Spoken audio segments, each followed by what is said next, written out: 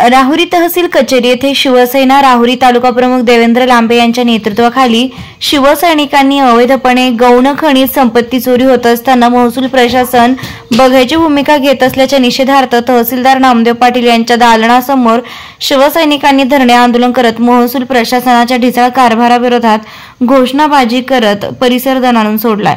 सोमवार 23 डिसेंबर रोजी राहुरी तहसील कार्यालयात शिवसेनेचे प्रमुख देवेंद्र लांबे पाटील यांच्या नेतृत्वात शिवसैनिकांसह शेतकरी यांनी अचानक दाखल होत राहुरी महसूल क्षेत्रामध्ये विविध ठिकाणी गौण खनिज संपत्तीची लूट केली जात असल्याबाबत व महसूल प्रशासनाच्या ढिसाळ कारभाराबाबत संताप व्यक्त केलाय।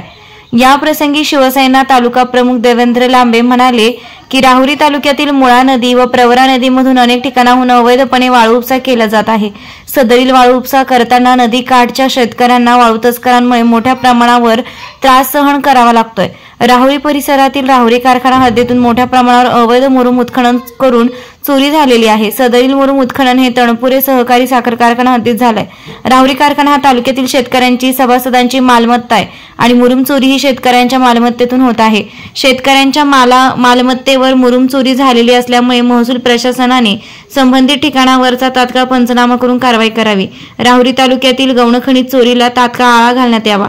संबंधित गौण खनिज चोरांवर कारवाई करण्यात यावी। महसूल प्रशासनाने शेतकऱ्यांची मालमत्ता असलेल्या बाबा तणपुरे कारखाना हद्दीतील मुरुमावर डल्ला मारणाऱ्या माफियांवर आळा न घातल्यास शिवसेनेच्या वतीने आंदोलन छेडण्यात येईल असं देवेंद्र लांबे यांनी म्हटलंय। या प्रसंगी सुभाष जुंदरे, रमेश सोनवणे, अशोक तणपुरे, रोहित नालकर, पैलवान सुनील खपके, अशोक साळुंके, प्रशांत खळेकर, विजय तोडमल, बाळासाहेब शिंदे, बाळासाहेब जाधव, अमोल निमसे, अविनाश क्षीरसागर, मिलिंद हरिश्चंद्रे, सुरेश तोडमल, बापूसाहेब काळे, अनिल आढाव, निलेश गुंजा, दीपक जाधव, महेंद्र शेळके, अरुण जाधव आदी शिवसैनिक उपस्थित होते।